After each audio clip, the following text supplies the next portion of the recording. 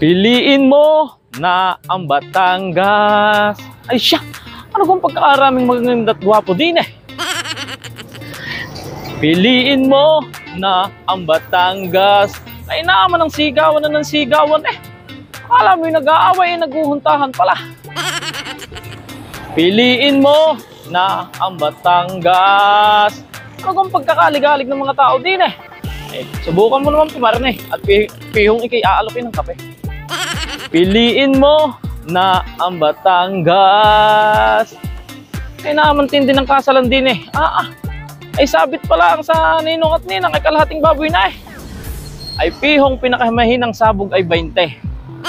Piliin mo na ang Batangas. Ano kung pagkakayayabang, pagkakaasbok at pagkakahangin ng mga tao din eh. Ay kami nga ay may kasabihan. Wala na ang yaman, wag lang ang yabang.